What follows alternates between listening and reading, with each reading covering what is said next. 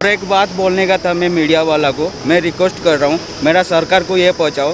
देखो ये क्या हुआ है, हम लोग को बोला है कि उधर महाराष्ट्र में आप फॉर्म भरो पुलिस चौकी में, आपका टिकट मिलेगा ट्रेन का। लेकिन हम लोग 1,000 रुपया खर्च किया, मेडिकल का सर्टिफिकेट बनाया, डॉक्टर का पास जाके मेडिकल का सर्टिफिकेट बनाया, जेरॉक्स का निकाला। 1-2 रुपया का कॉपी को 20 रुपया लेता था। ऐसा में किया, हम लोग का खुद का हाथ से 1,000 गया है। फिर हम लोग को कुछ भी मदद नहीं मिला, ट्रेन का ये कुछ भी नहीं मदद मिला है। इसके लिए हम सोचा ये जो बोल रहा है ना, सरकार बोल रहा है कि प्रवासी ओडिया को ये अपना ट्रेन में लेके आएगा, लेकिन कुछ भी बहुत नहीं मिल रहा है। अभी भी हमारा उधर फंसा हुआ है, कम से कम 300-400 आदमी मेरा गांव का ही उधर फंसा हुआ है। वो भी ऐसे ही ट्रक का बंदोबस्त कर रहा है। मैं रिक्वेस्ट कर रहा हूँ मेरा सरकार को, कैसे भी हम लोग को उधर से निकाल दो। जो भी आदमी है, भले हम लोग अधूरा में पहुँचाए, और जो आदमी फंसा है उधर उनको भी मदद सरकार का चाहिए।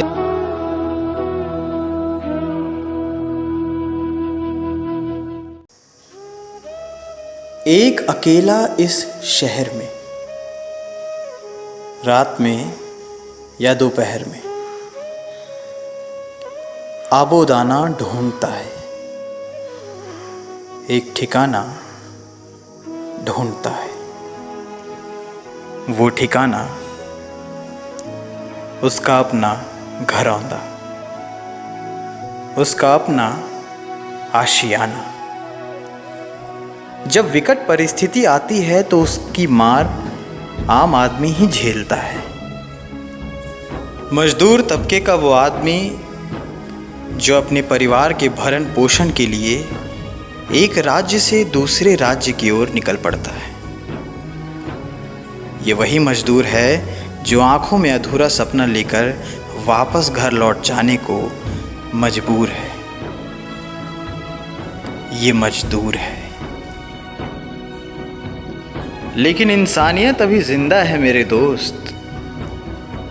वीआरएम क्लब के सदस्य जी जान से लगे हुए हैं उन मजदूरों के लिए जो महाराष्ट्र पालघर से झारखंड उड़ीसा के दरमियान छत्तीसगढ़ के अंजोरा बाईपास में मजदूरों का पेट भरने के लिए सुबह से तैनात रहते हैं। ये हर वो प्रयास कर रहे हैं जो संभव हो पा रहा है। फिर वो पका हुआ भोजन हो, अमृत रूपी जल हो, या इलेक्ट्रॉल के पैकेट्स ही क्यों ना हो। दरअसल रिपोर्टिंग के दौरान हमने एक फ़ैसला लिया और हम चले गए रिसाली के इस्पात नगर के उस रसोई घर में जहां वीआरएम क्लब की टीम सुबह से खाना बनाने की तैयारियों में जुटी थी। हमने जो देखा वो हम आपको दिखाते हैं।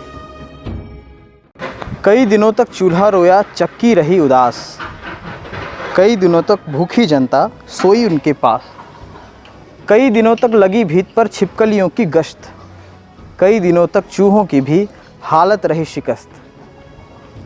बाबा नागार्जुन की एक कविता।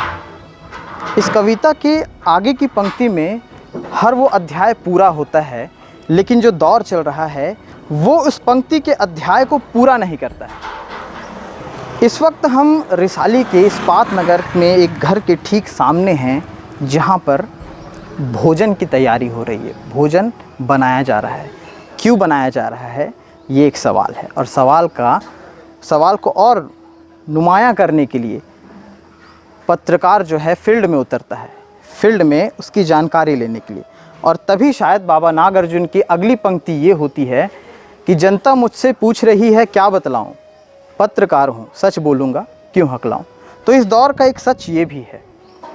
दरअसल आप भी जानते हैं और पूरी दुनिया जान रही है कि कोविड-19 एक महामारी जो इस वक्त पूरी दुनिया पर भारी है, और उससे निजात पाने के लिए चाहे शासन हो, प्रशासन हो, सरकारी अमला हो, या फिर घर में बैठे वो लोग हों, हर कोई अपनी तरह से पूरी तैयारियों में जुटा हुआ है कैसे इन चीज़ों से निजात पाया जाए। निजात का जिक्र हुआ तो मैं आपको बता दूं कि कई मज़दूर जो लॉकडाउन के दौरान अपनी अपनी जगह में फंसे हुए थे, उनकी स्थिति बेहद नाजुक थी।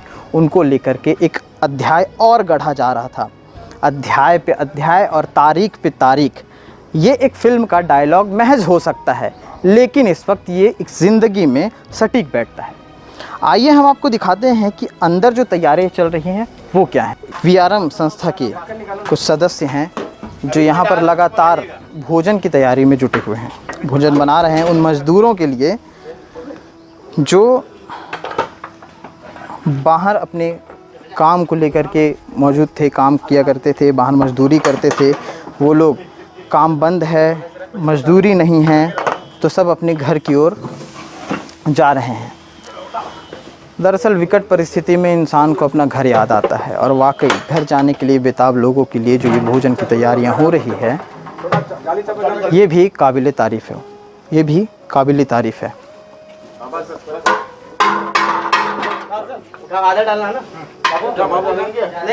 हर कोई तैयारियों में जुटा हुआ है,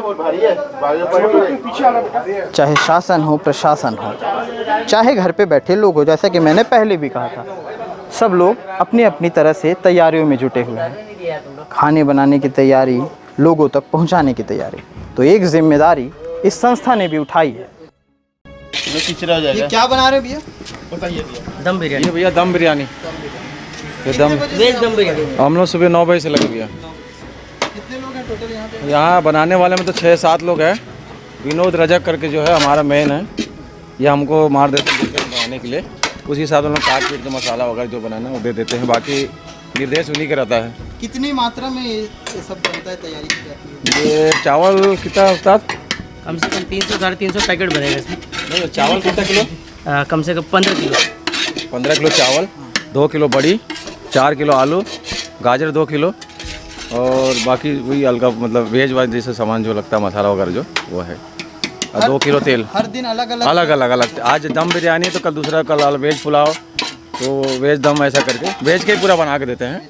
हाँ, पूरा वेज ही देते हैं। इससे क्या लोगों को सब्जी बात चावल अलग दो, दाल अलग दो, फिर वो जमता, इसलिए मैं मिला दो, लोगों को टेस्टी भी अच्छा लगेगा खाने में। टोटल कितना पैकेट बन जाता है? ये 300-350 बनाते हैं। 350। हाँ, आज 2 आइटम, पूरी सब्जी आज के दिन, आज दोनों, आज पूरी सब्जी भी है, पूरी सब्जी, पूरी और अचार। खाने के अलावा भी कुछ चीज़ें वो पानी देते हैं, इलेक्ट्रॉल देते हैं और बस 2-4 सामान पानी के साथ। गर्मी ज़्यादा है तो इलेक्ट्रॉल ज़्यादा देना जरूरी है, पानी उसके साथ बचे।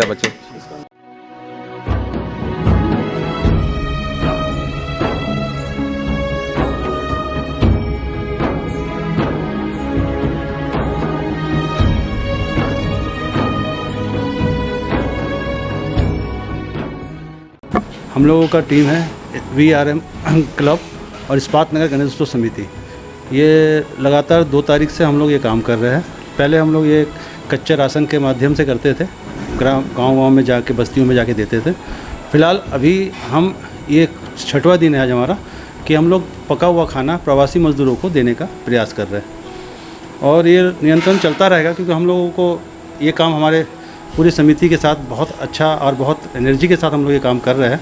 हमें लग रहा है कि हमारे राज्य से जो भी गुजरे यहाँ से, तो हमको खाना खा के जाए यहाँ से, तो हम क्या नाम है जगह वहाँ का, अंजोरा बाईपास में, वहाँ पे हम स्टॉल लगा हुआ पुलिस वालों का, हम वहाँ जाते हैं 4:30 बजे करीबन और पका हुआ खाना हम वहाँ पे, जिसमें सोयाबीन की बिरयानी रहती है और प्लस अलग अलग वैरायटी के हिसाब से खाना रहता है और आज पूरी सब्जी भी है और प्लस खाना राइस तो है ही। और एक छोटा सा हम लोग और प्रयास किए थे कि डिहाइड्रेशन का प्रॉब्लम बहुत ज़्यादा हो रहा है, तो जिसके कारण हम लोग काफ़ी लोग बच्चों को देखे, लोगों को देखे कि उनका चेहरा और उनके काफ़ी चेहरे में ये था और बच्चों पे बहुत सिकन थी। तो हम लोग 2 दिन से अभी लगातार ये इलेक्ट्रॉल का पानी या इलेक्ट्रॉल उनको दिया जाता है, इसके कारण कि यहाँ से वो अपने घर तक पहुँच जाए, उनको एनर्जी लेवल बना रहे हैं। और जो प्रयास चलता रहेगा और जैसे जैसे हमको कोई आइडिया मिलेगा हम आगे करते रहेंगे और हमारा प्रयास रहेगा कि लास्ट तक जो यहाँ से लोग जाए हम उनको यहाँ से खाना खिला के भेजें। एक बड़ी सही टैगलाइन है कि हाथ छूना नहीं है मगर साथ छोड़ना भी नहीं है। ये बड़े सलीके से लॉकडाउन के दौरान जिन जिन नियमों की बात हुई थी उस सोशल डिस्टेंस का पालन करते हुए जो तैयारियां यहाँ पे चल रही हैं वो भी काबिल तारीफ़ है। कोरोना महामारी इसने हमें बहुत कुछ सिखाया भी है, वो एकांत में अभ्यास हो चाहे समाज पे विश्वास हो। और हम कई दफ़ा आपसे ये बात कहते हैं कि पृथ्वी अपने धुरी के चक्कर लगाना कम नहीं कर देगी यदि आप कुछ दिन अपने घर में अपने कदमों को चक्कर लगाना बंद कर दे, अपने घर में कुछ दिन के लिए अपने आप को रोक ले। हम फिर से लौटेंगे ऐसी ही खबरों के साथ, तब तक के लिए देखते रहिए केपी न्यूज़। नमस्कार। न्यू वीडियोस के अपडेट पाने के लिए सब्सक्राइब करें केपी न्यूज़ को और बेल आइकन को दबाएं।